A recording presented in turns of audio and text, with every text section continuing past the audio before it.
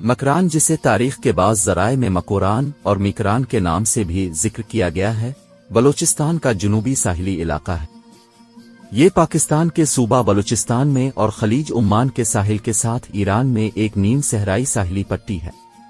یہ مغرب کی طرف، مشرق میں کراچی کے شمال مغرب میں سون خلیج سے، جدید ایران کے صوبہ سیستان اور بلوچستان کے جنوبی حصے میں بشکردہ یا باش گرد کے علاقے کے کنارے تک پھیلا ہوا ہے۔ اس طرح مکران کو پاکستان اور ایران کے درمیان جدید سیاسی سرحد نے دو حصوں میں تقسیم کیا ہے۔ بلوچستان کے جنوبی حصے کو پاکستانی کے جانب کیچ مکران اور ایرانی جانب مکران کہا جاتا ہے، جو کہ ایک سابق ایرانی صوبے کا نام بھی ہے۔ مگن کے سومیری تجارتی شراکت داروں کی شناخت مکران سے ہوتی ہے۔ وراہامی ہیرا کی برہت سمہیتا میں مکرا نامی ایک قبیلے کا ذکر ہے جو ہندوستان کے مغرب میں آباد ہے۔ ارین نے ساحلی علاقوں کے باشندوں کے لیے قدیم یونانی مچھلی کھانے والے کی اصطلاح استعمال کی، جس کی وجہ سے مکران کو جدید فارسی اصطلاح ماہی خراہ سے اخذ کرنے کا مشورہ دیا گیا، جس کا مطلب ہے مچھلی کھانے والے۔ جنوب مغربی پاکستان میں کیچ مکران کا علاقہ دریائے کیچ کے ساتھ 5ویں صدی قبل مسیح کے اوائل میں آباد تھا۔ فرانسیسی اور پاکستانی ماہرین آثار قدیمہ نے 1987 سے 2000 تک میری قلعت کے مقام کی تحقیقات کی۔ بعد میں تربت کے قریب شاہی ٹیمپ کے مقام کا بھی مطالعہ کیا گیا۔ 4000 قبل مسیح سے پہلے ہی بڑی اور بڑے چوکور پتھر کی عمارت تعمیر کی گئی تھی۔ ماہرین آثار قدیمہ کو چکماق، کام شدہ پتھر اور ہڈیوں کے اوزار جو باشندوں نے استعمال کیے تھے دریافت کیے تھے، لیکن ابھی تک کوئی سیرامکس استعمال نہیں کیا گیا تھا۔ اس دور میں وادی کیچ کے باشندے پہلے ہی گندم اور جو کے ساتھ ساتھ دال بھی کاشت کرتے تھے۔ ان کے پاس پالے ہوئے مویشی، بکریاں اور بھیڑیں تھیں۔ انہوں نے بحیرہ عمان سے مچھلیاں بھی پکڑیں۔ دور دوئم کے دوران بڑے پیمانے پر تعمیراتی ڈھانچے کی تعمیر جاری رہی اور ایک چوکور پتھر کا کمپلیکس بنایا گیا۔ بعد میں ان پتھروں کی عمارتوں میں سے کچھ کے اوپر مٹی کی اینٹوں کی تعمیرات بھی دکھائی دیتی ہیں۔ میری قلعت میں عربک کلچر سیرامکس کے ساتھ کچھ روابط بھی پائے گئے۔ بالاکوٹ، مکران کے متعلقہ مقام، جو کہ 4000 قبل مسیح کا بھی ماہرین آثار قدیمہ نے مطالعہ کیا۔ جنگ میں یونانیوں کے خلاف موری سلطنت کی فتح کے بعد بلوچستان قدیم ہندوستان کے چندرگپت موریہ کی حکومت میں آ گیا۔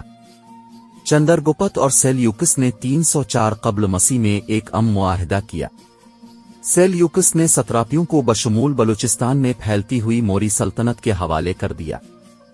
یہ اتحاد چندرگپت موریہ اور سیلوکیس سلطنت کی شہزادی کے درمیان شادی کے ساتھ مضبوط ہوا۔ انتظامات کا نتیجہ باہمی طور پر فائدہ مند ثابت ہوا۔ سیلوکیس اور موری سلطنتوں کے درمیان سرحد اس کے بعد کی نسلوں میں مستحکم رہی اور دوستانہ سفارتی تعلقات سفیر میگاسٹینیز اور چندرگپت کے پوتے اشوک کی طرف سے مغرب کی طرف بھیجے گئے سفیروں کے ذریعے ظاہر ہوتے ہیں۔ نقش رستم میں کعبہ زرتشت میں شاپور اول کا سے زبانی نوشتہ جو کہ 262 عیسوی کا ہے، نے مکران یا مکران کو ساسانی سلطنت کے بہت سے صوبوں میں سے ایک قرار دیا تھا۔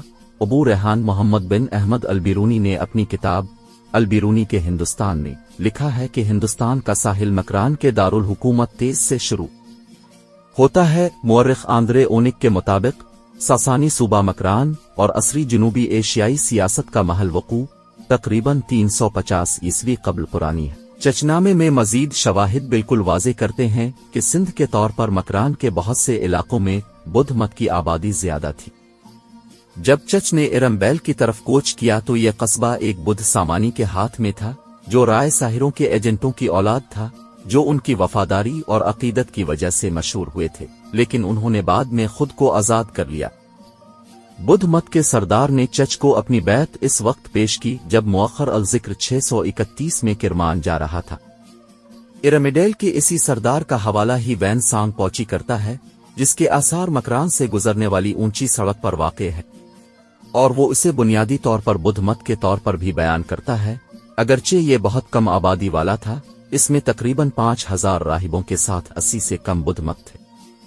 دراصل لس بیلا سے 18 کلومیٹر شمال مغرب میں گنڈا کہار کے مقام پر ایک قدیم قصبے کے کھنڈرات کے قریب گوند رانی کے غار ہیں، اور جیسا کہ ان کی تعمیرات سے پتہ چلتا ہے کہ یہ غاریں بلا شبہ بدھ مت کی تھی۔ وادی کج سے مزید مغرب میں سفر کرتے ہوئے اس وقت فارس کی حکومت کے تحت ہیوین سانگ نے تقریباً 100 بدھ خانقاہیں اور 6000 پادریوں کو دیکھا۔ اس نے مکران کے اس حصے میں دیو کے کئی سو مندر بھی دیکھے، جو غالباً قصرقند میں اس نے مہیشور دیوا کا ایک مندر دیکھا جو بہت زیادہ آراستہ اور مجسمہ ساز تھا۔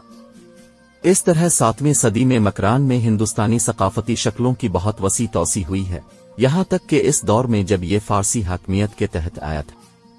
حالیہ دنوں کے مقابلے میں مکران میں ہندو یاتریوں کا آخری مقام ہنگلاج تھا، جو کہ لس بیلا میں موجودہ کراچی سے 256 کلومیٹر مغرب میں ہے۔ دن نے سب سے مشرقی مکران، پاکستانی بلوچستان اور سندھ کے مشرقی حصے میں استعمال ہونے والی زبان اور رسم الخط پر ہیوین سانگ کے نوٹ درج کیے ہیں۔ سکندر اعظم نے جو راستے اختیار کیے، ہیوین سانگ نے مکران میں استعمال ہونے والے رسم الخط کو بھارت جیسا ہی سمجھا، لیکن بولی جانے والی زبان ہندوستان کی زبان سے تھوڑی مختلف تھی۔ ہندو سیوا خاندان نے 7ویں صدی عیسوی تک بلوچستان کے بیشتر حصے پر حکومت کی۔ کوئٹہ ڈویژن سے نکلا ہوا صوبی ڈویژن اب بھی ہندو خاندان کی ملکہ رانی سیوی سے ماخوذ ہے۔ 635 اور 636 عیسوی میں سندھ کے ہندو برہمن خاندان نے بلوچستان کے کچھ حصوں کو کنٹرول کیا۔ مکران کی پہلی اسلامی فتح خلافت راشدین کے دوران 643 عیسوی میں بحرین کے خلیفہ عمر کے گورنر عثمان بن ابو الاس نے جو ساسانی سے آگے جنوبی ساحلی علاقوں کو فتح کرنے کی مہم پر تھے، اپنے بھائی حکم ابن ابو کو بھیجا تھا۔ 644 عیسوی کے اواخر میں خلیفہ نے مکران پر حملے کے لیے حکیم ابن عمرو کی قیادت میں ایک لشکر روانہ کیا۔ شہاب بن مخارق کی کمان میں کوفہ سے آنے والی کمک اور کرمان میں ایک مہم کے کمانڈر عبداللہ بن اتبان نے اس کے ساتھ شمولیت اختیار کی۔ انہیں مکران میں کسی مضبوط مزاحمت کا سامنا نہیں کرنا پڑا، یہاں تک کہ رائے کے بادشاہ کی فوج نے مکران اور سندھ کے دستوں کے ساتھ انہیں دریائے سندھ کے قریب روک لیا۔ 644 عیسوی کے وسط میں راسل کی جنگ خلافت راشدین اور رائے سلطنت کی افواج کے درمیان لڑی گئی۔ راجہ کی افواج کو شکست ہوئی اور وہ دریائے سندھ کے مشرقی کنارے کی طرف پیچھے ہٹنے پر مجبور ہو گئے۔ راجہ کی فوج میں جنگی ہاتھی شامل تھے، لیکن ان سے مسلمان حملہ آوروں کے لیے کوئی مسئلہ نہیں تھا، جنہوں نے فارس کی فتح کے دوران ان سے نمٹا تھا۔ اسے الور کے غاصب چچ نے 631 میں دوبارہ فتح کیا تھا۔ 10 سال بعد اس علاقے کا دورہ کرنے والے شوان زانگ نے اسے فارس کی حکومت کے ماتحت قرار دیا تھا۔ تاہم 3 سال بعد جب عربوں نے حملہ کیا تو اسے والہند کی سرحد کے طور پر شمار کیا گیا۔ سندھ کے برہمن بادشاہ مہاراجہ چاچا نے بروچ کے باہر حملہ آوروں سے ملاقات کی اور انہیں بھاری ذبح کے ساتھ شکست دی، اور اس عمل میں ان کے کمانڈر ان چیف عبدالعزیز کو بھی مار ڈالا۔ بلوچ حملہ آوروں نے غزنی کے سفیر محمود کو تبس اور خبیث کے درمیان لوٹ لیا۔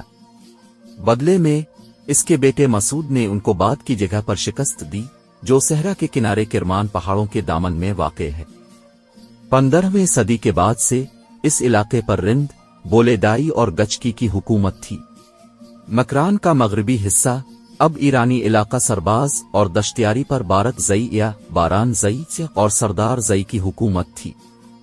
18ویں صدی کے آخر میں کہا جاتا ہے کہ قلات کے خان نے مسقط کے تخت کے دعویداروں میں سے ایک کو گوادر میں پناہ دی تھی۔ جب وہ دعوے دار سلطان بن گیا تو اس نے گوادر پر قبضہ جمائے رکھا، ایک گورنر کو مقرر کیا جس نے آخر کار مغرب میں تقریباً 200 کلومیٹر دور چابہار شہر کو فتح کرنے کے لیے فوج کی قیادت کی۔ سلطنت برطانیہ کے نوآبادیاتی دور میں مکران کے ساحل پر قائم رہی، لیکن آخر کار سلطان کے ہاتھ میں صرف گوادر ہی رہ گیا۔ پاکستان کی آزادی پر مکران صوبہ بلوچستان کے اندر ایک ضلع بن گیا۔ گوادر کے آس پاس 800 کلومیٹر 310 مربع میل کے رقبے کو چھوڑ کر 1958 میں گوادر انکلیو کو مکران کے ضلع کے حصے کے طور پر پاکستانی کنٹرول میں منتقل کر دیا گیا۔ پورے خطے کو کئی سالوں میں نئے چھوٹے اضلاع میں تقسیم کیا گیا ہے۔ مکران کے تنگ ساحلی میدان کئی پہاڑی سلسلوں میں پیلا ہوا ہے۔ 1000 کلومیٹر 620 میل یا ساحلی پٹی میں سے تقریباً 750 کلومیٹر 470 میل پاکستان میں ہے۔ مکران میں کم بارش کے ساتھ آب و ہوا خشک ہوتا ہے۔ مکران بہت کم آباد ہے، جس کی آبادی کا زیادہ تر حصہ چھوٹی بندرگاہوں پر مرکوز ہے، جن میں چابہار، گواتر، جیوانی، جسک، سرک، گوادر، پسنی اور ماڑا اور ماہی گیری کے بہت سے چھوٹے گاؤں شامل ہیں۔ مکران کے ساحل پر صرف ایک جزیرہ ہے، استولا جزیرہ، پسنی کے قریب، حالانکہ کئی چھوٹے جزیرے ہیں۔ ساحلی پٹی کو مشرقی جھیل کے ساحلی پٹی اور مغربی ساحلی پٹی میں تقسیم کیا جا سکتا ہے۔ اہم جھیلیں میانی ہور اور کلمات ہور ہیں۔ محصور ساحل کی اہم خلیجیں گوادر خلیج ہیں۔ یہ بعد کی خلیج ایک بڑے مینگروو جنگل اور خطرے سے دوچار کچھوؤں کے گھونسلے کے میدانوں کو پناہ دیتی ہے۔ میرانی ڈیم گوادر شہر کو آبپاشی، سیلاب سے بچاؤ اور پانی کی فراہمی کرتا ہے۔ ویڈیو کو لائک اور شیئر کریں اور چینل کو سبسکرائب کریں۔